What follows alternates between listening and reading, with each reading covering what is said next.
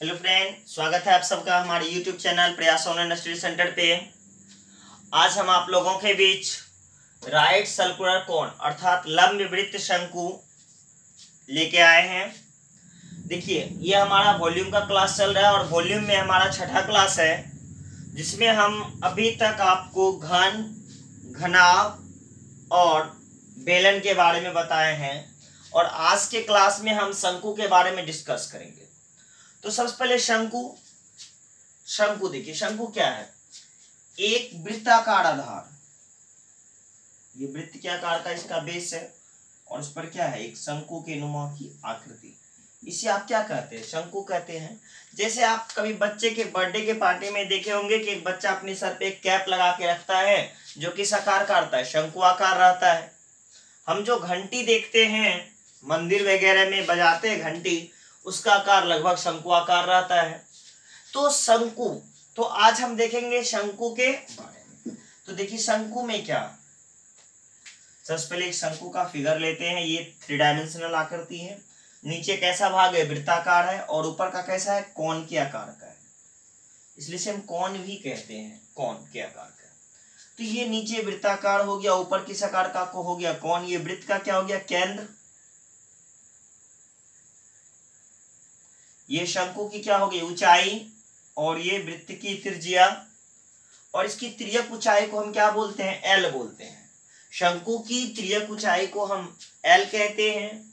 शंकु की ऊंचाई एच से इंडिकेट करते हैं और शंकु की आधार की जो त्रिज्या है वह क्या हो गया? आर हो गया। और अगर हम व्यास लें तो वह क्या हो जाएगा? डी हो जाएगा। तो शंकु का आयतन, सबसे पहले हम आते हैं शंकु का आयतन, वॉल्यूम। शंकु का आयतन क्या होता है? 1/3 पाई आर स्क्वायर एच। शंकु का आयतन होता है 1/3 पाई आर स्क्वायर एच। अब देखिए 1/3 pi r square h, pi r square h. अगर कुछ याद आपको आ रहा होगा तो ये पाई आर स्क्वायर एच किसका आयतन है? पाई आर स्क्वायर एच जो आयतन है वह आयतन किसका है? अगर थोड़ा सा याद करिए, जोड़ दीजिए तो याद आएगा कि ये जो आयतन है वह बेलन का आयतन होता है, पाई आर स्क्वायर एच। अब देखिए ये बेलनाकार, अगर कोई बेलन की आकार का आकृति है, ये कैसे आकार की आकृति है? बेलन के आकार की आकृति है। इस बेलन के मध्य भाग में अगर हम एक पॉइंट डालें और इसे कट करें, देखिए एक शंकु इधर से बनेगा, ये शंकु, एक शंकु आपका ये भाग बन जाएगा और ये जो पार्ट आपको बीच का दिख रहा है अगर इसे मोड़ दीजिएगा तो एक शंकु इससे भी बनेगा। एक्चुअली 3 डायमेंशनल आकृति है, इसलिए आपको क्लियर ना दिख रहा हो। ये शंकु का पहला वाला भाग हो गया, ये शंकु का दूसरा वाला शंकु हो गया और इन दोनों पार्ट को मिलाने से एक शंकु बनता है। अर्थात आप चाहें तो एक बेलन से 3 शंकु प्राप्त कर सकते हैं। अर्थात एक बेलन का आयतन जो है, अगर उसकी त्रिज्या समान है, ऊंचाई समान है, अगर उसकी त्रिज्या और ऊंचाई समान है तो नए शंकु जो बना है उसका आयतन उसका 1/3 भाग होगा। अब देखिए आगे बढ़ते हम, आयतन तो लिख लिए, शंकु का आयतन क्या जान रहे? वॉल्यूम बराबर, वॉल्यूम पे डिस्कस हो गई 1/3 पाई आर स्क्वायर एच। अब इसकी तिर्यक ऊंचाई पे आते हैं, ये इसकी तिर्यक ऊंचाई है। अब देखिए तिर्यक ऊंचाई अर्थात कैसी ऊंचाई? तिरछी ऊंचाई। और ये कोण कितने डिग्री का होगा? 90 डिग्री का कोण बनेगा। तो अगर हम इस त्रिभुज में आए तो ये कैसा त्रिभुज है? एक समकोण त्रिभुज है और समकोण त्रिभुज का ये आधार है और ये क्या है? ऊंचाई है। तब ये किसका काम करेगा? कर्ण का काम करेगा। तो कर्ण बराबर आप क्या जानते हैं? √h² प्लस क्या? r²। कर्ण बराबर आप क्या जानते हैं? लंब स्क्वायर जोड़ आधार स्क्वायर। तो लंब का यहाँ काम कौन कर रहा है? हाइट कर रहा है और आधार का काम कौन कर रहा है? उसकी त्रिज्या कर रहा है। अगर हम इस फिगर को बाहर बनाएं, देखिए ये कैसा है? समकोण त्रिभुज है और ये इसका लंब है और ये इसका क्या है? आधार है। तो समकोण त्रिभुज का कर्ण जो होता है, समकोण की सामने की भुजा को हम कर्ण कहते हैं। ऐसे त्रिभुज के बारे में, क्षेत्रफल के बारे में हम इससे पहले का जो क्षेत्रमिति का क्लास लिए हैं उसमें डिस्कस कर चुके हैं कि कर्ण हम किसे कहते हैं, लंब किसे कहते हैं, आधार किसे कहते हैं। इन सब चीजों के बारे में हमारा डिस्कशन हो चुका है। कब? इससे पहले के क्लास में, यानी किस क्लास में? एरिया के क्लास में, जिसमें हम डिफरेंस टाइप ऑफ ट्रायंगल के बारे में बताए हैं। उस क्लास में अगर आप देखिएगा, गौर करिएगा, तो आपको समकोण त्रिभुज के बारे में जानकारी जरूर मिलेगी। चलिए अब इसके बाद हम आते हैं इसका वक्र पृष्ठ क्षेत्रफल। तो शंकु का वक्र पृष्ठ क्षेत्रफल जो होता है वह क्या होता है? शंकु का वक्र पृष्ठ क्षेत्रफल होता है पाई आर एल। शंकु का वक्र पृष्ठ क्षेत्रफल क्या? पाई आर एल। कर्व एरिया का क्षेत्रफल, वक्र पृष्ठ का क्षेत्रफल जो होता है वह क्या होता है? पाई आर एल।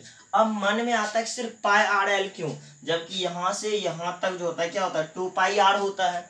अगर हम वृत्त की परिधि को बोले तो वृत्त की परिधि क्या होती है? 2 पाई आर, उसमें एल से गुना करना चाहिए, लेकिन यहाँ 2 पाई आर एल ना बोल के पाई आर एल बोलते हैं, क्योंकि ऊपर वाला भाग में कोई सर्किल है ही नहीं। सिर्फ आधे भाग में सर्किल है, आधे में सर्किल है ही नहीं। तो क्या हो गया? यहाँ वक्र पृष्ठ क्षेत्रफल बराबर क्या हो गया? पाई आर।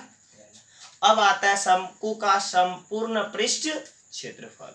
शंकु का क्या? संपूर्ण पृष्ठ क्षेत्रफल। तो संपूर्ण पृष्ठ क्षेत्रफल जैसे हम आएंगे तो देखिए नीचे तो वृत्ताकार भाग है, इसका क्षेत्रफल आपको, तो वृत्ताकार भाग का जो क्षेत्रफल होता है वह क्या होता है? पाई आर स्क्वायर। और वक्र पृष्ठ का क्षेत्रफल आपने क्या निकाला है? पाई आर एल। पाई आर यहाँ भी है और पाई आर यहाँ, दोनों जगह पाई आर है। तो पाई आर अगर आप कॉमन ले लेते हैं तो आपके पास क्या बचता है? R plus. तो शंकु का जो है वक्र पृष्ठ क्षेत्रफल हम क्या कह सकते हैं? सरफेस एरिया का एरिया बराबर pi r into l plus r. ये जो है सारे शंकु से रिलेटेड फॉर्मूले हैं जिसके आधार पे हमें सवाल को सॉल्व करना। तो चलिए हम पहले सवाल की ओर बढ़ते हैं और देखते हैं कि शंकु से रिलेटेड जो सवाल होते हैं उसे हम कैसे सॉल्व करते हैं। बस स्टेप बाय स्टेप हम आपको शंकु से रिलेटेड जितने टाइप के भी सवाल होते हैं उसे सॉल्व करके बताएंगे। आप लोग भी सॉल्व करिएगा। आप लोग जिस बुक से सॉल्व करते हो, चाहे वो बैंकिंग का हो, एसएससी का हो या रेलवे का हो, आप चाहें तो उन सारे बुक से क्वेश्चन को सॉल्व कर सकते हैं। अगर किसी प्रकार की किसी सवाल में परेशानी हो तो अभी शंकु चल रही है, आप उससे रिलेटेड सवाल को आप कमेंट के माध्यम से या व्हाट्सएप के माध्यम से हमें भेज सकते हैं। हम नेक्स्ट क्लास में, जब हमारा कौन का नेक्स्ट क्लास होगा, उस क्लास में हम आपके प्रॉब्लम को रखेंगे। इससे क्या होता है कि ऐसा नहीं कि सिर्फ हम अपने सब द्वारा दिए गए सवाल आपको बताएं, आप चाहें तो आपको भी कौन में रिलेटेड कोई प्रॉब्लम आ रहा हो, उन सारे सवाल को पूछिए। पूछने से क्या होता है, जिज्ञासा आपका शांत होगा और हमें भी लगेगा कि हमारे द्वारा पढ़ाया गया चीज, बताया गया चीज आपके यूज में आ रहा है। तो चलिए देखिए, एक सवाल है हमारा, एक शंक्वाकार खिलौने की ऊंचाई, एक शंक्वाकार खिलौने की ऊंचाई 12 सेंटीमीटर है।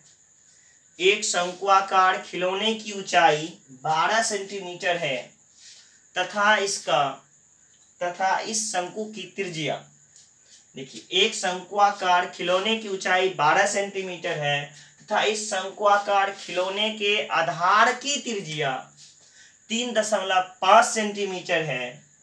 तो बताएं कि इस खिलौने का वक्र पृष्ठ क्षेत्रफल क्या होगा।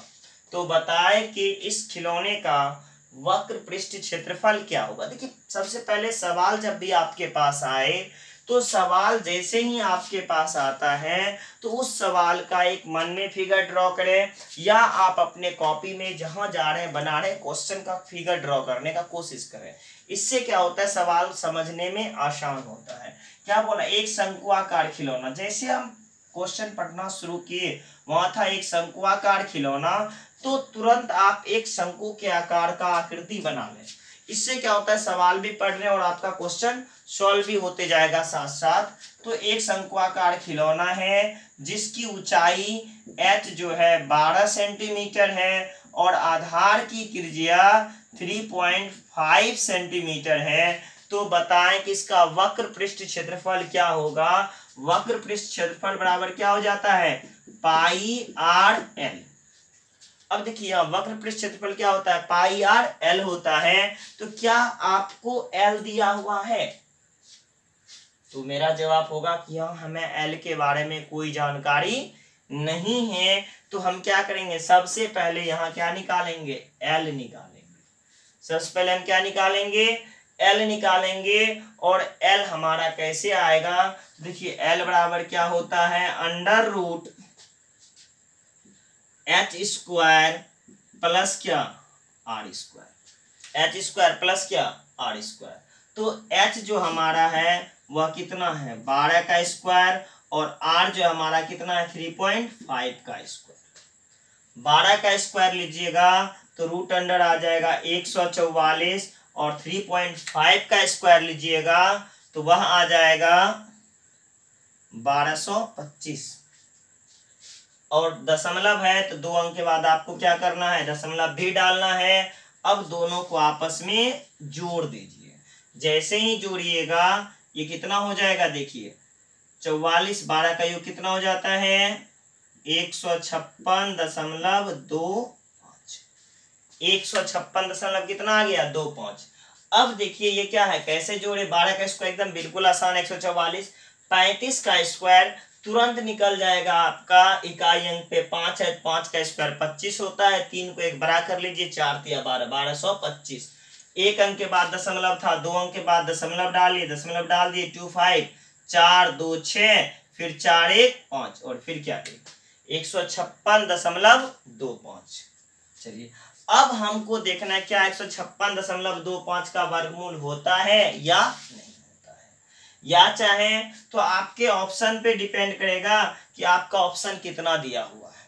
तो आप 156.25 का वर्गमूल निकाल सकते हैं, चाहे तो क्या कर सकते हैं, निकाल सकते हैं। देखिए वर्गमूल निकालने के 2 तरीके होते हैं। सबसे पहले बेसिक मेथड आप देख लीजिए। अगर इस टाइप का सवाल आ जाए तो घबराने की कोई आवश्यकता नहीं है, आप वर्गमूल निकालिए। दशमलव के बाद के अंक को देखिए दाहिने तरफ बढ़ना है, 2 अंक था, फिर इधर आइए बाएं तरफ, 1 1 1 1। चलिए ये कैंसिल, 1 और 1 का योग 2 होता है। अब क्या 5 6 है, यहां लिख दीजिए 5 6, 2 टाइम्स, एकदम आसानी से आ रहा है। 6 में 4 घटा दीजिए, 2 बचा, और 5 में से आप 4 घटा दीजिए, क्या बचेगा, 1 बचेगा, 2 2 4 2, और फिर क्या 2 5, यहाँ दशमलव है तो आपको यहाँ दशमलव देना होगा। अब देखते हैं किससे भाग लगता है। चलिए अब यहाँ देखते हैं, 24 पंच 120, एकदम आसानी से पता चल रहा है, 5 से दे दीजिए, बचे 25, केड़ी क्या बच गया मेरे पास, 2, 4 पंचे 20, 2 22, 5 दूनी 10, 2 12, 5 5 10, 4 1 5, 2 12.5। तो इसका आपका L जो आया वह क्या आया, 12.5 आया।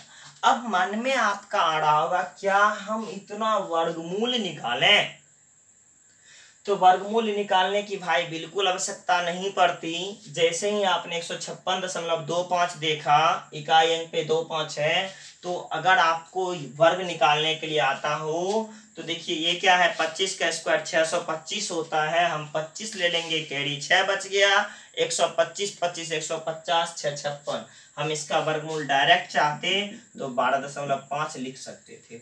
हम वर्गमूल का क्लास लिए हैं कि वर्गमूल कैसे शॉर्ट में निकालते हैं, उस आधार पर हम तुरंत लिख दिए। लेकिन आप तो नहीं उस क्लास को अगर किए हैं तो आप हमारे वीडियो सेक्शन में जाके जहां वर्गमूल को बताया गया है उन क्लास को आप देख सकते हैं और तुरंत फास्ट में वर्गमूल ले सकते हैं। इस मेथड की आपको आवश्यकता नहीं होगी। लेकिन मैंने इस मेथड से इसलिए बताया कि हो सकता है कि किसी ने नहीं देखा उस क्लास को। चलिए तो एरिया वक्र पृष्ठ क्षेत्रफल बराबर क्या होता है, पाई आर एल। तो अब हम यहाँ निकालें वक्र पृष्ठ क्षेत्रफल, कर्व एरिया का क्षेत्रफल हुआ क्या हो जाएगा, पाई का मान 22/7, आर का मान देखिए आपका 3.5 है, और L का मान आपने निकाला है 12.5, 12.5। अब दशमलव हटाते हैं, नीचे 10 होगा, 7 5 35, 5 दूनी 10, 11 दूनी 22। अब दशमलव हटाने की कोई आवश्यकता नहीं है, क्योंकि हटाइएगा तो बाद में आपको भाग देना पड़ेगा। दोनों पार्ट्स को आपस में मल्टीप्लाई कर दीजिए। देखिए 11 का गुना बिल्कुल आसान है, इकाई अंक पे 5 लिखिए, फिर दोनों को जोड़ दीजिए, 5 2 7, फिर दोनों को जोड़िए, 2 1 3, लास्ट में 1 है। और क्या अंक के बाद दशमलव था? 1 अंक के बाद। यहाँ क्या करेंगे हम? 1 अंक के बाद दशमलव डाल देंगे। 137.5 वर्ग सेंटीमीटर, 137.5 वर्ग सेंटीमीटर यह जो शंकु है इसका वक्र पृष्ठ क्षेत्रफल होगा। चलिए अब नेक्स्ट सवाल की ओर हम बढ़ते हैं। देखिए नेक्स्ट सवाल है हमारा, एक शंक्वाकार बर्तन, एक शंक्वाकार बर्तन का व्यास, एक शंक्वाकार बर्तन का व्यास 28 सेंटीमीटर है। एक शंक्वाकार बर्तन का व्यास 28 सेंटीमीटर है तथा ऊंचाई 15 सेंटीमीटर है, तो बताएं कि इसका आयतन क्या है। देखिए सवाल क्या कह रहा है, एक शंक्वाकार बर्तन का व्यास, एक शंकु के आकार का बर्तन लीजिए। चलिए जैसा इच्छा हो वैसा बनाइए, ये भी शंकु है और आप चाहते हैं तो इस तरह भी फिगर बना सकते थे, जैसी इच्छा, उससे कोई अंतर नहीं है। चलिए हम ऊपर वाला ही रखते हैं फिगर को, आपको लगेगा शंकु के आकार का है। एक शंक्वाकार बर्तन का व्यास 28 सेंटीमीटर, डी बराबर दिया है 28 सेंटीमीटर और ऊंचाई जो है इसका 15 सेंटीमीटर है। ऊंचाई कितना दिया हुआ है? 15 सेंटीमीटर है। तो बताएं कि आयतन क्या होगा। तो हम क्या जानते हैं कि शंकु का, हम क्या जानते हैं, शंकु का आयतन बराबर 1/3 पाई आर स्क्वायर एच। शंकु का आयतन जो होता है वह 1/3 पाई स्क्वायर एच के बराबर होता है। तो चलिए ये शंकु का हमको क्या निकालना है? आयतन निकालना है, 1/3 पाई स्क्वायर एच। देखिए यहाँ हमें डी दिया हुआ है, तो इस डी को हम त्रिज्या में बदल देंगे। त्रिज्या में कैसे बदलेंगे? आर बराबर क्या? D/2, 28/2 बराबर कितना सेंटीमीटर? 14 सेंटीमीटर। इस शंकु का जो त्रिज्या है वह 14 सेंटीमीटर के बराबर है। अब इसका आयतन निकालते हैं, 1/3 पाई का मान आपको 22/7 लिखना है और आर का जो वैल्यू है, हमारे त्रिज्या का वैल्यू वह क्या है? 14 है। तो गुने 14 गुने क्या? 14 और एच का वैल्यू आपका क्या है? 15, क्योंकि एच दिया हुआ है 15। अब सॉल्व करना है इसे, और 7 दूनी 14। अब देखिए 5 गुना 2 10 तो आसानी से हो जाएगा। 14 गुना 22 करना है, 14 दूनी 28, 14 दूनी 28 और फिर 2 30 और ये 380 घन सेंटीमीटर। तो इस शंकु का आयतन कितना हो जाएगा? 380 घन सेंटीमीटर। चलिए नेक्स्ट सवाल की ओर हम बढ़ते हैं। अभी आपको हम बेसिक बता रहे हैं कि फॉर्मूला जो अभी आपने लिखा उसका इस्तेमाल कैसे और किस प्रकार हम करेंगे। तो चलिए नेक्स्ट सवाल देखिए, एक शंक्वाकार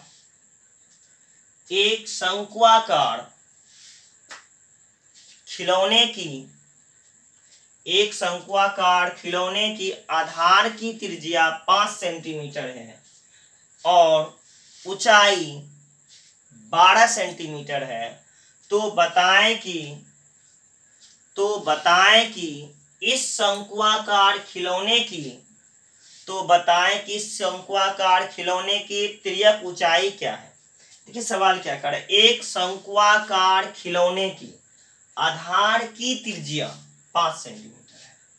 एक शंक्वाकार खिलौना है जिसके आधार की त्रिज्या 5 सेंटीमीटर दिया हुआ है और इसकी ऊंचाई 12 सेंटीमीटर दिया हुआ है। तो बताएं कि इसकी तिर्यक ऊंचाई L का मान क्या होगा। तो सवाल हमें था एक शंक्वाकार खिलौने के आधार की त्रिज्या 5 सेंटीमीटर है और इसकी ऊंचाई 12 सेंटीमीटर है, तो बताएं कि इसकी तिर्यक ऊंचाई क्या होगी।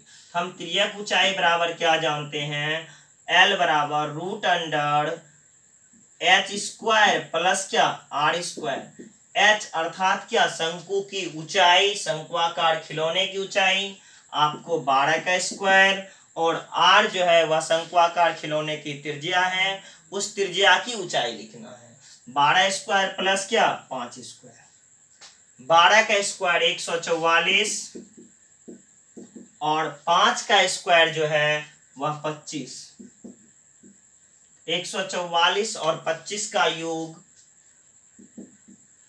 169 और 169 का वर्गमूल होता है 13। तो शंक्वाकार खिलौना जो है इसकी तिर्यक ऊंचाई हमें कितना सेंटीमीटर प्राप्त हुआ, 13 सेंटीमीटर। तो इस प्रकार हम कह सकते हैं कि 5 सेंटीमीटर आधार तथा 12 सेंटीमीटर ऊंचाई वाले, 5 सेंटीमीटर आधार तथा 12 सेंटीमीटर ऊंचाई वाले शंक्वाकार खिलौने की, 5 सेंटीमीटर क्या आधार तथा 12 सेंटीमीटर ऊंचाई वाले शंक्वाकार खिलौने की तिर्यक ऊंचाई 13 सेंटीमीटर होगी। चलिए अब थोड़ा सा क्लास को फिर आगे बढ़ाते हैं धीरे धीरे, फिर शॉर्ट मेथड पे हम आएंगे। अभी हम बेसिक लेके चल रहे हैं। देखिए एक सवाल है, एक शंक्वाकार पर्वत की तिर्यक ऊंचाई 2.5 किलोमीटर है। एक शंक्वाकार पर्वत की तिर्यक ऊंचाई 2.5 किलोमीटर है और उसके आधार का क्षेत्रफल 1.54 वर्ग किलोमीटर है, और उसके आधार का क्षेत्रफल 1.54 वर्ग किलोमीटर है। तो पर्वत की ऊंचाई क्या है, तो पर्वत की ऊंचाई क्या है। ये सवाल क्या कर रहा है, एक शंक्वाकार पर्वत है, एक पर्वत है जो कैसा है, शंक्वाकार है। एक शंक्वाकार पर्वत की तिर्यक ऊंचाई, तो यहां से जैसे हम पहाड़ पे चढ़ाई करते हैं तो इसी तरह से हम चढ़ाई करते हैं। ये जब देखा गया कि इसकी तिर्यक ऊंचाई जो थी L जो था 2.5 किलोमीटर है, और ये जो आधार है इस आधार का क्षेत्रफल 1.54 वर्ग किलोमीटर है, 1.54 वर्ग किलोमीटर है। तो पूछा हमें क्या गया है, बताएं कि इस शंकु की ऊंचाई क्या है। तो बताएं कि ये जो शंकु है इस शंकु की ऊंचाई क्या है। तो चलिए शंकु की ऊंचाई या शंक्वाकार पर्वत की ऊंचाई क्या है, हमें ज्ञात करना इस पर्वत की ऊंचाई क्या है। तो इस पर्वत की ऊंचाई देखिए L तो हमारे पास है, अगर R रहता तो ये समकोण त्रिभुज के आकार का है तो हम हाइट निकाल सकते थे। तो सबसे पहले शंकु के त्रिज्या निकालेंगे, शंक्वाकार पर्वत की आधार की त्रिज्या। तो शंक्वाकार पर्वत जो है उसका आधार कैसा होगा, वृत्ताकार होगा, और वृत्त का जो क्षेत्रफल होता है वह भाई क्या होता है, पाई आर स्क्वायर, और वह दिया हुआ है कितना 1.54 वर्ग किलोमीटर। पाई का मान हम 22/7 लेते हैं, आर तो है नहीं, 1.54 दशमलव हटाइए तो 100। अब इसे कटा देते हैं, 7 दूनी 14, फिर 7 दूनी 14 कट गया, सॉरी 7 दूनी 14, 7 दूनी 14 उल्टे कटा दिए, उल्टा कट गया, ये 7 बार में कट जाएगा, हमको कटाना चाहिए था इधर से 22 7 154। अब देखिए आर स्क्वायर बराबर 7 गुने 7/100, इसलिए आर बराबर रूट अंडर 7 गुने 7/100 अर्थात 7/10 0.7 किलोमीटर। ये जो शंक्वाकार पर्वत है इसके आधार की त्रिज्या 0.7 किलोमीटर है, और हमें क्या चाहिए, इस शंकु की ऊंचाई। तो शंकु की ऊंचाई h बराबर हमें क्या हो जाएगा, रूट अंडर कर्ण स्क्वायर माइनस आधार स्क्वायर। कर्ण का 2.5 का स्क्वायर और आधार का 0.7 का स्क्वायर। 2.5 का स्क्वायर 6.25 और 0.7 का स्क्वायर करिएगा 49, 2 अंक के बाद दशमलव 0.49। और चलिए अब इसे घटाते हैं। 5 में से 9 घटेगा नहीं, 15 में से 9 घटाना होगा, हमारे पास 6 बचेगा। फिर एक कैरी लेंगे 11, 11 में से 4 घटाइए, कितना बार में 11 में 4 घटाएगा तो 7 बार में, और ये 5.76 अर्थात इसका वर्गमूल हो गया 2.4 किलोमीटर। ये पहाड़ जो है इसकी ऊंचाई 2.4 किलोमीटर के बराबर है। तो देखिए ये जो था आपका बेसिक सवाल, जहां आपको शंकु की ऊंचाई, शंकु का वक्र पृष्ठ क्षेत्रफल, शंकु का संपूर्ण पृष्ठ क्षेत्रफल, शंकु का आयतन वगैरह वगैरह पूछता है।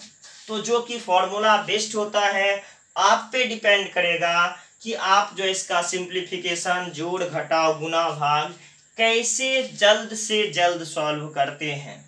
अब हम थोड़ा सा आते हैं शंकु में रेशियो टाइप पे, कि शंकु के साथ रेशियो वाला जो रिलेशन रहता है वह सवाल को देखते हैं। जैसे हमने बेलन में रेशियो के सवाल को देखा था, उसी तरह शंकु में भी देखते हैं। देखिए सवाल हमारा क्या है, दो शंकु के आयतन का अनुपात 2:3 है। देखिए फिर अनुपात में आ गए, हमने बताया था जो रूल हमने बेलन में लगाया था वही रूल यहाँ शंकु में भी लगाएंगे, लेकिन एक बार हम आपको बेसिक जरूर बताएंगे। हो सकता है कि आपने बेलन का वह क्लास ना देखा हो, तो आप जो है क्लास को मिस मत किया कीजिए, क्लास को निश्चित रूप से देख लीजिए, सॉल्व कर लीजिए, ताकि आगे आपको आसान रहे।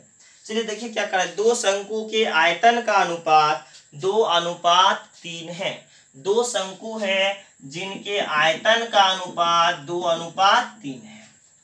चाहे तो बगल में आप फिगर एक ड्रॉ कर सकते हैं, एक शंकु ये हो गया और एक शंकु ये हो गया आपका V1, और इसका आयतन क्या V2, तो V1:V2 बराबर 2:3 ये दिया हुआ है। और उनके आधार की त्रिज्या का अनुपात R1 रेशियो क्या R2 1:2 है, और इनके आधार की त्रिज्या का अनुपात 1:2 है। तो बताएं कि इनकी ऊंचाई का अनुपात क्या होगा, H1:H2 क्या होगा। देखिए हम सवाल को दोहरा रहे हैं। सवाल हमारा है कि दो शंकु के आयतन का अनुपात 2:3 है, इनके आधार की त्रिज्या का अनुपात 1:2 है। तो बताएं कि इनके ऊंचाई का अनुपात क्या होगा। अगर आपने याद रखा होगा कि हम बताए हैं कि आपको आयतन का अनुपात दिया रहे या आयतन बराबर दिया रहे और वहां त्रिज्या दिया रहे, तो ऊंचाई का अनुपात कैसे निकालते हैं। अगर आप भूल गए हों तब तो अभी देख लीजिए, हम बता रहे हैं लॉन्ग से और फिर शॉर्ट से, और अगर याद हो तो आप अभी तक में निश्चित रूप से इस सवाल का जवाब दे दिया होंगे। तो चलिए बेसिक प्रोसेस पे आते हैं। दो शंकु के आयतन का अनुपात 2:3 है, अर्थात V1/V2 बराबर 2/3, और शंकु का आयतन क्या होता है 1/3 पाई R1² बटे इंटू क्या H1 पाई R², और क्या H1 डिवाइड बाय V2 का हो जाएगा 1/3 पाई R2², और क्या H2 बराबर क्या 2/3। देखिए 1/3 पाई और 1/3 पाई कैंसिल हो जाएगा। हमें क्या चाहिए, H1 रेशियो क्या H2 बराबर क्या हो जाएगा 2 इंटू लिखना चाहिए 2 into R2² ratio 3 into R1²। तो ये चीज हम पहले ही आपको बता चुके हैं। हमें क्या करना है कि जब कभी भी आपको वॉल्यूम का अनुपात दिया हुआ रहे और R1 R2 और त्रिज्या साथ में दिया रहे, और हमें हाइट का रेशियो निकालना हो, ऊंचाई का अनुपात निकालना हो, तो जो प्रोसेस हम यहाँ आके अभी किए हैं, इस चीज को आप डायरेक्ट कर सकते हैं। डायरेक्ट कैसे कर सकते हैं, H1:H2 बराबर डायरेक्ट क्या लिखिएगा, देखिए H1:H2 तो आप लिखिए V1/V2, अनुपात का चिन्ह दिए, H1 के लिए R2 लेना है, H1 है अपोजिट वाला आएगा R2 का स्क्वायर और H2 है R1 का स्क्वायर। ये अगर आपको कॉन्सेप्ट याद है तो आपको इस मेथड की आवश्यकता नहीं पड़ेगी। और यहाँ भी देखिए सेम आएगा 2, R2 का वैल्यू हमारा कितना है, R2 देखिए 2 है, 2 इंटू 2 का स्क्वायर रेशियो 3 इंटू R1 हमारा क्या है, R1 हमारा कितना था, R1 मेरा 1 है तो 1 का स्क्वायर। चलिए 2 गुने 2 का स्क्वायर कितना हो जाएगा, 2 2 दूनी 4 दूनी 8, 1 का स्क्वायर 1, 8 रेशियो 3। तो आपको ये लॉन्ग प्रोसेस सॉल्व करने की बिल्कुल आवश्यकता नहीं होगी। कब, जब आपको वॉल्यूम का रेशियो दिया रहे और फिर किसका, रेडियस का रेशियो दिया रहे और हाइट का रेशियो निकालना हो तो आप डायरेक्ट V1 V2 ये लिख दीजिए, V1 V2। और अगर वहां भी प्रॉब्लम हो इस तरह से याद करने में कि हम भूल जाते हैं उल्टा पुल्टा करने में, तो वो भी परेशानी नहीं होगी। देखिए एक और कॉन्सेप्ट है याद करने का, याद रखने का, लिखिएगा H1 रेशियो क्या, H2 बराबर V1 और डिवाइड बाय क्या, R1 का स्क्वायर रेशियो V1 R1 फिर V2 बाय R2 का स्क्वायर। आपका एकदम आसानी से सॉल्व हो जाएगा। वही चीज है हम क्रॉस मल्टीप्लिकेशन करके लिखे हैं। अब इस मेथड पे भी वैल्यू दीजिएगा तो आपका सॉल्व हो जाएगा। V1 देखिए 2 है और R1 आपका यहाँ 1 है तो 1 का स्क्वायर रेशियो V2 आपका 3 है डिवाइड बाय R2 देखिए R1 कितना 1 है और R2 कितना है 2 का स्क्वायर। अब लिखिए इसे 2 बटे कितना हो जाएगा 1 रेशियो का चिन्ह 3 बटे कितना 2 दूनी 4 क्रॉस मल्टीप्लिकेशन 4 गुना 2 8 3 गुना 1 3। एकदम भी भूलने की बात नहीं है। अगर उल्टा पुल्टा हो रहा तो इस स्टेप को याद रखिए। ये रखने में दिक्कत हो रहा हो कि ये उल्टा हो जाता है, परेशानी हो जाती है, तो बिल्कुल तब आसान है कि हम H1 रेशियो H2 निकालना है V1 बटे R1 का स्क्वायर V2 बटे R2 का स्क्वायर, तो डिवाइड में याद रखेंगे। चलिए नेक्स्ट सवाल देखते हैं और उसे सॉल्व करते हैं। देखिए नेक्स्ट सवाल हमारा है, दो शंकु के आयतन आपस में बराबर है। दो शंकु के आयतन आपस में बराबर हैं और इनके त्रिज्या का अनुपात 3:5 है। तो बताएं कि इनकी ऊंचाई का अनुपात क्या होगा। देखिए सवाल क्या कर रहा है, दो शंकु के आयतन आपस में बराबर हैं। दो शंकु के आयतन आपस में बराबर हैं अर्थात V1 बराबर V2 है तथा इनके त्रिज्या का अनुपात R1 रेशियो R2 बराबर 3:5 है। तो बताएं कि इनकी ऊंचाई का अनुपात क्या होगा। अब हम लॉन्ग प्रोसेस पे यहाँ जाएंगे नहीं, एकदम बिल्कुल आसान सा प्रोसेस इस्तेमाल करेंगे। आसान सा प्रोसेस क्या, हम लिखेंगे H1 रेशियो H2 तो लिखा हुआ है ही हमारे पास, V1 बटा R1 का स्क्वायर रेशियो V2 बटा क्या R2 का स्क्वायर। अब देखिए यहाँ मन में आएगा V1 V2 का रेशियो है ही नहीं। जब कोई संख्या आपस में बराबर रहे तो समझ जाइए दोनों का रेशियो 1:1 या V1 बराबर V2 तो दोनों आपस में कैंसिल। चलिए तो यहाँ क्या लिखेंगे, V1 और V2 1 R1 मेरा कितना है 3 है, 3 का स्क्वायर और R2 मेरा 5 है तो 5 का स्क्वायर 1/9 1/25 अर्थात 25 रेशियो 9 अर्थात क्या हो गया 25 रेशियो कितना 9। ये आपका आंसर। बिल्कुल आसानी से, एकदम लॉन्ग प्रोसेस जाना नहीं है। ऐसा कभी गलती से सवाल एग्जाम में पूछ दे तो आप पलक झपकते आंसर दीजिए।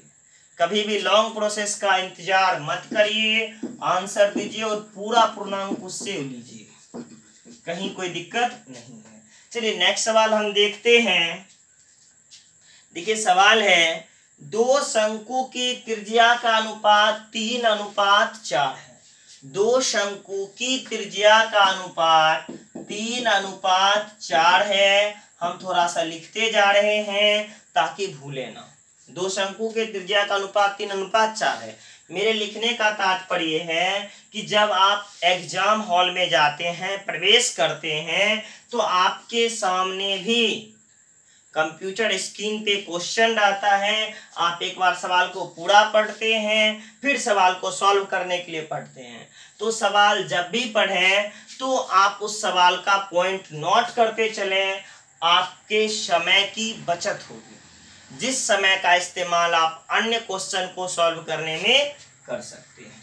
तो सवाल क्या कह रहा है कि दो शंकु के त्रिज्या का अनुपात 3:4 है और उनकी ऊंचाई का अनुपात 4:3 है, और उनकी ऊंचाई का अनुपात 4:3 है। तो बताएं कि उनके आयतन का अनुपात क्या होगा। तो बताएं कि उनके आयतन का अनुपात क्या होगा। देखिए, अब हमें यहाँ आयतन का अनुपात चाहिए, तो बिल्कुल आसान सा है। जब आयतन का अनुपात निकालना हो तो हमें क्या लिखना है, R1 का square into H1 ratio R2 का स्क्वायर और H2। चलिए, जो रेशियो में दिया है लिख दीजिएगा। देखिए, R1 आपका यहाँ 3 है, तो R1 के जगह पे 3 का स्क्वायर और H1 के जगह पे आपको 4 लिखना है। फिर रेशियो का चिन्ह डालिए। R2 के जगह पे आपको 4 लिखना है, अर्थात 4 का स्क्वायर, और H2 के स्थान पे हमें 3 लिखना है। अब देखिए, 4 का स्क्वायर, ये 4 और एक स्क्वायर वाला कैंसिल हो जाएगा, ये स्क्वायर और ये 3 कैंसिल हो गया। तो देखिए, यहाँ हमें क्या आया, आयतन का अनुपात भी 3:4 ही होगा। तो वह जो शंकुआकार चीज है, शंकुआकार बर्तन है, दोनों के आयतन का अनुपात 3:4 ही होगा। अर्थात जो उनके त्रिज्या का अनुपात था, ऐसा नहीं सब में ऐसा होगा। एक्चुअली यहाँ क्या था, R1 R2 3 4 और H1 H2 4 3, अपोजिट था तो ऐसा हुआ।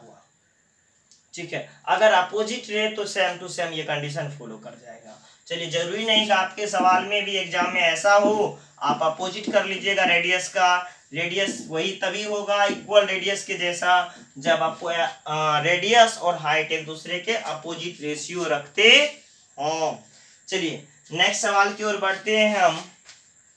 देखिए, रेशियो टाइप में चल रहे हैं, एक सवाल और रेशियो का हम ले रहे हैं। दो लंब वृत्ताकार शंकु के आयतन 4:1 में है।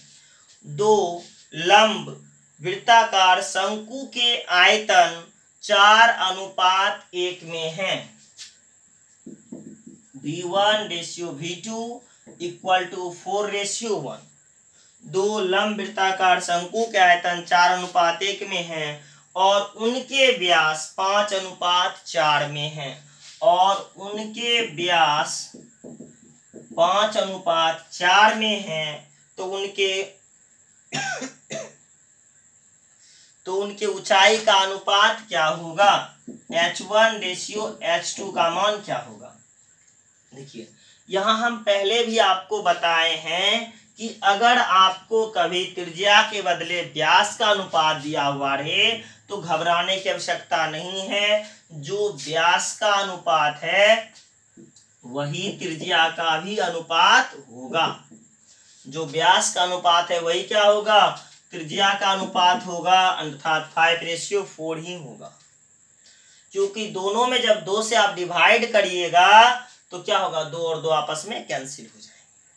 और हमें H1 H2 चाहिए, तो लिखिए H1 रेशियो क्या है, H2 इक्वल टू V1 बटा R1 का square ratio V2 bye R2 का स्क्वायर। अब तो आपका आंसर आ ही गया होगा, फिर भी जब क्वेश्चन है तो हमें इसका आंसर देना है।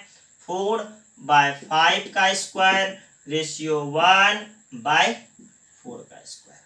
चलिए, अब आपका सवाल सॉल्व हो जाएगा। चलिए, इसे हम क्या लिखेंगे, 4/25 रेशियो 1/16, 16 गुना 4 64 रेशियो 25। तो इनके ऊंचाई का अनुपात जो होगा वह 64 रेशियो 25 होगा। कितना हो जाएगा 64:25। चलिए अब नेक्स्ट सवाल की ओर आते हैं। क्या इस टाइप का सवाल में हमें नहीं लगता कि आपको किसी प्रकार का रेशियो वाले में परेशानी हो। हमें उम्मीद है कि अब आप सारे सवाल को सॉल्व कर दीजिएगा और जैसे ही हम अभी रेशियो का एक सवाल लिखाएंगे आप तुरंत आंसर इसका दे दीजिएगा। देखिए सवाल है, दो लंब वृत्ताकार शंकु के आयतन, देखिए यहां फिर वही चीज है, दो लंब वृत्ताकार शंकु के आयतन 2:3 में है। दो लंब वृत्ताकार शंकु के आयतन 2:3 में है और उनके आधार की त्रिज्याएं 1:2 में है। देखिए क्या है, हमने इस टाइप का सवाल फिर बोला, अभी तुरंत बता रहे हैं क्यों बोला, पहले सवाल को हम पूरा कर लेते हैं। यदि दो शंकु के आयतन का अनुपात 2:3 है और उनके आधार की त्रिज्या का अनुपात 1:2 है तो उनके ऊंचाई का अनुपात क्या होगा। मन में आ रहा होगा कि बार बार एक ही सवाल क्यों, जब एक से दो बार क्लियर हो ही गया मेरा कॉन्सेप्ट तो दोबारा तिबारा क्यों। देखिए आप इस कॉन्सेप्ट को क्लियर कर लीजिए, हम अपने से सवाल नहीं बोल रहे हैं। अगर मेरे हाथ में ये पेज रहता है तो ये समझ जाइए प्रीवियस ईयर क्वेश्चन पेपर है एसएससी का सीजीएल तक के जो क्वेश्चंस एग्जाम में आते हैं, अगर आप प्रीवियस ईयर सॉल्व कर रहे होंगे तो आप देखिएगा जो क्वेश्चन हम यहाँ अगर पेपर लेके बोलते हैं, अगर मेरे हैंड में पेपर रहे तो वह निश्चित रूप से आपके एसएससी का प्रीवियस ईयर क्वेश्चन है। तो आप उस प्रीवियस ईयर क्वेश्चन को कैसे सॉल्व करिएगा जल्दी से जल्दी। और आप ये देखिए कि हम बार बार बोलने इसका मतलब ऐसे इस टाइप के क्वेश्चन को बार बार पूछ रहा है तो आप उसे सॉल्व करिए, जल्द से जल्द उसे सॉल्व करने के लिए सीखिए और जितना जल्दी आप सॉल्व करिएगा उतना ही ज्यादा मार्किंग आपका होगा। तो चलिए हम इसे सॉल्व करते। जब तक हमने बोला उम्मीद है कि आप लोग इस सवाल का आंसर दे चुके होंगे। हम डायरेक्ट लिखते हैं 2/1 का स्क्वायर रेशियो 3/2 का स्क्वायर, अर्थात देखिए 2 दूनी 4, 4 दूनी 8। देखिए ये सवाल सेम टू सेम, एक सवाल पहले, ऐसा नहीं कि मैंने दोबारा सवाल को पढ़ा, मैंने दोबारा सवाल को नहीं पढ़ा, अर्थात 2 बार एग्जाम में पूछा गया सवाल है, इसलिए मैंने इस सवाल को रिपीट किया कि देखिए सवाल क्या होता है, same to same ditto SSC पूछ देता है। अलग अलग सवाल साल में एक ही टाइप के सवाल को वो पूछता है। तो अगर आप इसकी तैयारी कर रहे हैं तो आपको क्या करना है कि जिस चीज की तैयारी हो आपके पास, चाहे जिसका कर रहे हो, चाहे बैंक का हो, एसएससी का हो या रेलवे का हो, आप उनके प्रीवियस ईयर क्वेश्चन को 100% सॉल्व करिए। कोशिश करिए कि जो प्रीवियस ईयर क्वेश्चंस हैं उसे आप सॉल्व कर पाएं। देखिए इससे एक फायदा ये होगा कि आप जो स्टडी करते हैं आपको ये पता रहेगा कि हम एग्जाम में कितना क्वेश्चन सॉल्व कर पाएंगे। ऐसा नहीं कोई पेज मटेरियल वगैरह हम सॉल्व कर लें, उस पेज मटेरियल को सॉल्व करके हमको लगता है कि नहीं हम तो बहुत अच्छा जान रहे हैं, लेकिन जब हम एग्जाम हॉल में प्रवेश करते हैं तो वह हम पीछे रह जाते हैं। क्योंकि मैंने अभी तक जो है प्रीवियस ईयर क्वेश्चन तो देखा नहीं, मैंने क्या क्या कहीं का पेज उठा लिया, किसी इंस्टीट्यूट का नाम सुने, किसी का भी सुने, बुक उठा लिए, बुक से बना ली, कौन सा बुक बेहतर है इसके पीछे भागे, बुक के पीछे कभी मत भागिए। आप जिस चीज की तैयारी करते हैं उसके प्रीवियस ईयर क्वेश्चन को निश्चित रूप से सॉल्व करिए, आपको अन्यत्र किसी बुक की आवश्यकता नहीं होगी। आप अगर अच्छे से उस क्वेश्चन पेपर को सॉल्व करते हैं, जितनी अच्छे से सॉल्व करते हैं उतनी जल्दी आप अपने मंजिल के पास पहुंचिएगा।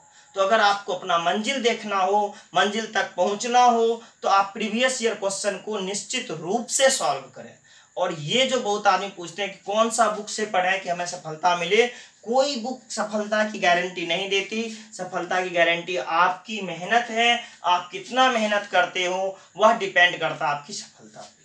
और हाँ, आपका रास्ता सही होना चाहिए। मेहनत करने का तात्पर्य ये नहीं है कि अगर हम बैंकिंग की तैयारी कर रहे हैं और एडवांस मैथ के पीछे लगे हुए हैं, देखिए बैंकिंग एडवांस मैथ कम पूछता है, वहाँ डीआई का क्वेश्चन रहता है, तो आप उस टाइप के क्वेश्चन को पढ़िए। इससे क्या होता है, देखिए जैसे आप अध्ययन करते हैं, जिस चीज की अध्ययन करते हैं, प्रीवियस ईयर क्वेश्चन उठाते हैं तो आपको उसका वे पता चलता है, क्वेश्चन पूछने का तरीका पता चलता है। नहीं तो मैंने बहुत सारे ऐसे स्टूडेंट को भी देखा है कि बहुत ज्यादा मेहनती है लेकिन सफलता उससे 2 कदम पीछे है। बस उसका कारण ये ही है कि वह जिस चीज की तैयारी करता है या करती है, जो उसका एम है, उस एम तक पहुंचने से पहले वह उस टाइप के क्वेश्चन को देखा ही नहीं, उसको जांचा ही नहीं, परखा ही नहीं, बस बुक के पीछे भागते गया, नया नया बुक, नया नया मटेरियल वगैरह वगैरह लेते रहे, पढ़ते गया, बस उसके पीछे। आप अब एक लक्ष्य रखिए, एक एम रखिए और एक बार प्रीवियस ईयर क्वेश्चन को सॉल्व करिए। चलिए अब नेक्स्ट क्वेश्चन की ओर हम बढ़ते हैं। नेक्स्ट क्वेश्चन हमारा है, देखिए 16 सेंटीमीटर ऊंचाई वाला एक ठोस, 16 सेंटीमीटर ऊंचाई वाला एक ठोस शंकु के आधार की परिधि 33 सेंटीमीटर है। सवाल देखिए क्या करें, 16 सेंटीमीटर ऊंचाई वाले एक ठोस शंकु, 16 सेंटीमीटर ऊंचाई एक शंकु है, इस ठोस शंकु की ऊंचाई जो दिया हुआ है, एच जो दिया हुआ है, वह 16 सेंटीमीटर है। 16 सेंटीमीटर ऊंचाई वाले एक ठोस शंकु के आधार की परिधि 33 सेंटीमीटर है। आधार की परिधि, परिधि बराबर क्या होता है, ये कैसा है, वृत्ताकार है, तो वृत्त की परिधि क्या होता है, 2 पाई आर। वृत्त की परिधि क्या होता है, 2 पाई आर। और ये जो है वृत्त की परिधि, वह क्या दिया हुआ है, 33 सेंटीमीटर। ये जो ठोस शंकु है, इसके वृत्त के ये आधार की परिधि 33 सेंटीमीटर है, तो उस शंकु का आयतन क्या होगा, ये जो शंकु है इसका वॉल्यूम क्या होगा। देखिए हमारे पास H तो दिया हुआ है, यहाँ R निकालना है। अगर R निकल जाएगा तो हम इसके आयतन को निकाल सकते हैं। तो R कैसे निकलेगा, हमें 2 पाई R 33 दिया हुआ है, 2 पाई का मान हमें 22/7 रखने हैं और R तो हमारे पास है नहीं, 33, चलिए 11 दूनी 22 और फिर इसे कटा दीजिए, 11 तिया 33। अब कटने से नहीं रहा, नहीं कटेगा कह सकते हैं, तो हम यहाँ क्या लिखेंगे, इसलिए R बराबर 7 × 3 7 या 21, 2 × 2 4 21/4 सेंटीमीटर। अब देखिए शंकु का आयतन, वॉल्यूम बराबर क्या होता है, 1/3 पाई आर स्क्वायर एच। तो 1/3 पाई का मान हमें 22/7, आर का मान 21/4, स्क्वायर है तो 2 बार लिखना है और एच का मान 16। 7 से कटा दीजिए, 7 या 21, ये 3 और ये 3 भी कट गए और इसको 4 से कटाइए, 4 चौक 16, फिर इसको 4 से कटाइए, 4 से कट गए। अब हमारे पास क्या बचा, 22 गुने क्या 21, 22 गुने क्या 21। चलिए 22 गुने 21 करिए, 22 गुने 1 22, 22 का 2, 22 दूनी 44, 2 46, 462 वर्ग सेंटीमीटर, सॉरी 462 घन सेंटीमीटर। एक्चुअली आयतन है तो वह वर्ग में नहीं होगा, वह किस में होगा, घन में। तो हम कह सकते हैं इस ठोस वस्तु का या ठोस खिलौने का आयतन जो है 462 घन सेंटीमीटर। चलिए अब नेक्स्ट सवाल की ओर हम बढ़ते हैं और नेक्स्ट सवाल को देखते हैं। एक एक करके हम सवाल को सॉल्व करते जा रहे हैं, आप भी कोशिश करिए सवाल को सॉल्व करने का। चलिए नेक्स्ट सवाल हमारा है, एक लंबवृत्तीय शंकु की ऊंचाई, एक लंबवृत्तीय शंकु की ऊंचाई और व्यास का अनुपात 3:2 है। ये क्या कर रहा है, एक लंबवृत्तीय शंकु की ऊंचाई और व्यास का अनुपात, एक लंबवृत्तीय शंकु है, एक लंबवृत्तीय शंकु की ऊंचाई और ये त्रिज्या है, त्रिज्या नहीं व्यास का कर रहा है, यहां से लेके यहां तक, त्रिज्या के बदले में क्या दिया है हमें, व्यास का अनुपात। क्या करे, एक लंबवृत्तीय शंकु की ऊंचाई और व्यास का अनुपात 3:2 है और आयतन 1078 घन सेंटीमीटर है, 1078 घन सेंटीमीटर है। तो बताएं कि इसकी ऊंचाई क्या है, तो बताएं कि इसकी ऊंचाई क्या है। सवाल क्या कह रहा है कि एक लंबवृत्तीय शंकु की ऊंचाई और व्यास का अनुपात h और d का अनुपात 3:2 है और इसका वॉल्यूम जो है 1078 घन सेंटीमीटर है। तो बताएं कि इसकी ऊंचाई क्या है। अब देखिए ये हमें h और d का अनुपात है, तो हम यहाँ h बराबर क्या लिख लें, हाइट जो है हम 3x लिखते हैं और व्यास हमारा क्या हो गया 2x। पहले वाले का पहला वाला और दूसरे वाले का दूसरा वाला। अगर व्यास 2x है तो त्रिज्या बराबर क्या होता है d/2। तो d के जगह पे आप लिखिए 2x डिवाइड बाय 2, अर्थात इसकी त्रिज्या x सेंटीमीटर की होगी और ऊंचाई 3x सेंटीमीटर की होगी। हम आयतन बराबर क्या जानते हैं, वॉल्यूम बराबर जानते हैं 1/3 पाई r square h। 1/3 pi square h। Volume हमें क्या दिया है 1078 घन सेंटीमीटर। 1078 हम लिख सकते हैं वॉल्यूम के स्थान पे। 1/3 पाई का मान हमें 22/7 लिखना है। r जो है हमारा x है तो x लिखेंगे स्क्वायर में तो 2 बार और गुने क्या h का मान 3x। ये 3 और ये 3 कैंसिल हो गए। अब 22 से हम देखते हैं ये कटता है या नहीं कटता है। कटा दीजिए। पहले 11 दूनी 22 और 11 से इसको कटाइए। 11 गुना 9 99 और 11 गुने 8 88। फिर 2 से कटा दीजिए 49 बार में। अब देखिए यहाँ क्या बचा x और x कितने बार x 3 बार। यहाँ क्या बचा 49 मल्टीप्लाई 7 इक्वल टू x गुने x। इसे आप लिख सकते हैं x³ बराबर 49 गुने 7 है तो हम इसे 7 गुने 7 गुने 7। अब मन में आ रहा होगा कि हम 49 गुने 7 करने के बदले में 7 को 3 बार गुना ही क्यों करते। देखिए हम 49 गुना 7 करते तो फिर हमें घनमूल निकालने की आवश्यकता होती और हम उसका क्या करते घनमूल निकालते तो हम गुणनखंड में बदल दिए तो हमें गुना करना नहीं पड़ा और हमें घनमूल निकालने में अब क्या होगा आसान होगा। तो हम यहाँ क्या लिख सकते हैं x बराबर √7 × 7 × 7। अब देखिए अगर हमने घनमूल निकाला होता इसको 49 गुने 7 कर दिया होता तो हमें यहाँ गुणनखंड निकालना पड़ता या देखना होता इसका घनमूल क्या है। तो घनमूल निकालने का एक तरीका गुणनखंड का है और दूसरा डायरेक्ट मेथड भी है, जो कि हमारा जो YouTube चैनल चालू हुआ था तो फर्स्ट वीडियो जो है हमने घनमूल का ही डाला था।